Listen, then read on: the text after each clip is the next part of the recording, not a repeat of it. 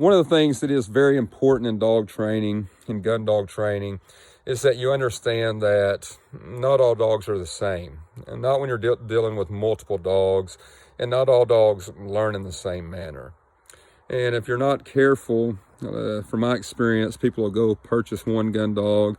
That dog will bring great value. It'll be a great asset to the family, bring them great pleasure and joy, and they'll love it. So they'll just really within short order go and purchase another dog in hopes to get the same results as they did from the first dog.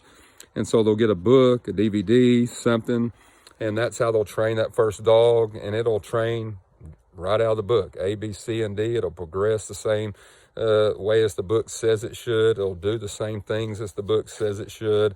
But then the second dog, it doesn't care about the book, doesn't care about the DVD, and it doesn't learn in the same way. It doesn't progress in the same way. All the same things you did with the first dog, it doesn't comply to none of those things. And quickly people will write off that second one as just being an idiot. Maybe it can't learn. Maybe it's no good.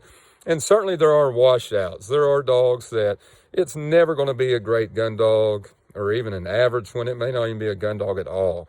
There are instances like that, and so that's possible. But more times than not, it's that dog just learned in a different manner, needed different type of training, needed you to improvise and be creative and adapt to the way it could learn for it to reach its full potential. I know I'm not a teacher, but I know that kids do learn in different ways. And I know that, an average teacher, they may take and throw one kid to the wayside as just basically being an idiot. That kid's an idiot. He's not going to learn. But that kid could have reached his full potential had they been willing to just improvise and adapt and teach that kid as a good or a great teacher would. Be creative, find some other manner, some other way of reaching that kid so that it could reach its full potential just as the other one did and become successful, maybe just as successful as the other one, maybe more successful as the other one, had they been willing to teach it in a way that it could learn and it could just comprehend those things and move on and be successful. And it's the same principle in dog training.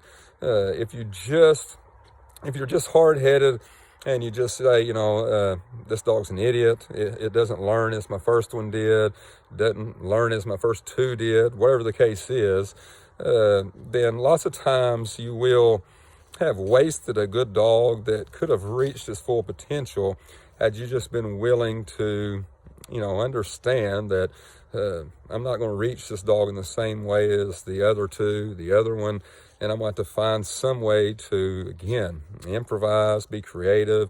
I've heard it said before, it's not about, you making that dog more human. It's about you kind of becoming more of a dog. And so to that, lots of times you do have to sit down, put some thought into it, find out, why is this dog doing this? Why is it acting the way it is? And, is it because of me? Is it in spite of me? What am I doing wrong with this dog? How can I do things differently? And if you'll do that, you'll really get the most out of a dog that you thought was never going to be anything. And in reality, again, if you just was creative, changed the manner in which you taught it and trained it, that it will reach its full potential, and it does have a chance of being just as successful as the other one, if not more successful. And so that's very important that you understand that not all dogs learn the same way, and you have to adapt to that dog and really train that dog the way that it needs to be trained. And maybe it doesn't need to be trained as the way 7 out of 10 of them are.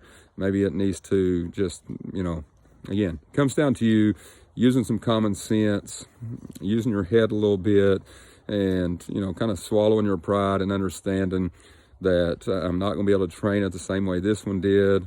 Maybe it progresses at a slower rate, but at the end of the day, your goal is that they both reach their full potential and that you're successful in your training with the dog, and that, as always, that it brings great value is a great asset to the family, and it's not doesn't bring problems for the family, and that's our end goal.